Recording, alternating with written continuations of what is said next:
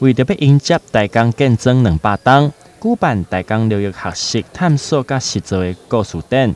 伫幼儿园到社区大学服务同阶段的学生，透过无同的方式来探索学习大江流域的文化特色，展现出老师和学生对大江家乡文化的向心力甲归属感。大江流域这个探索与实作的故事的这个展览这是会当讲开创咱台南市嘛可能嘛是全国啦罕见就是讲对幼稚园小学、国中、高中到大学以及这个台南社区大学大江分校大别兴学10多档来推动社区博物馆这个流域学习的这个咱讲的探索与实作的这个成果的这个展览。这个成果包含2个部分，一个是教学课程的设计教学的这个过程，搁来最重要是学员学生的学习的这个经验因学习的这个感想，甲因的创作，特别是因的社会实践的这种创意社会倡议发展出一种社会实践的实动实作安尼。那么伊的内容呢，就对幼稚园拢是以同心圆，就是讲伊带伫家庭伊带伫家庭就开始对家庭开始去熟悉家己的社区。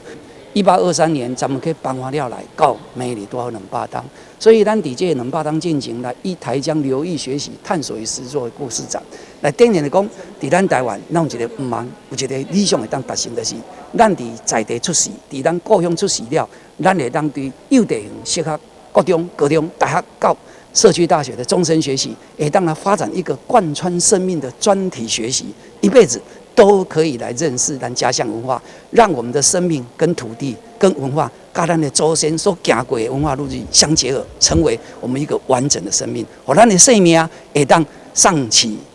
承先启后，共同来行动。展览中会当看到和孙国忠以草地医生为主题，甲原本《草地医生》这本册透过插画的方式。由老师引导学生亲自做访查，也有探索，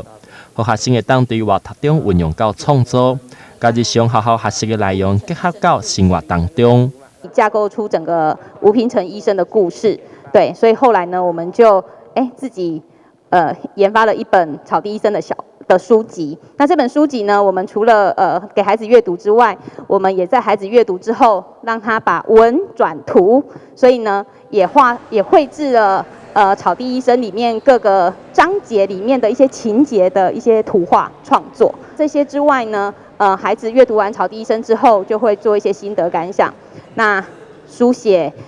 他们在这个过程中的一些心得。那除此之外呢，我们也利用真人图书馆的概念，跟吴光泰医师在美国进行连线，就是除了我们自己学生之外，我们的教师的阅读社群也跟吴光泰医师做连线，然后去做一些访谈。对，在这个过程中，其实师生都收获蛮多的。做这个课程，那我们在学校就是不是很无聊的，但是读书而已。我们认识了在地的一些文化，我觉得这是一个很棒的课程。这摆伫大江文化中心的2楼，也有3楼，等间会当看到真济丰富的学习成果。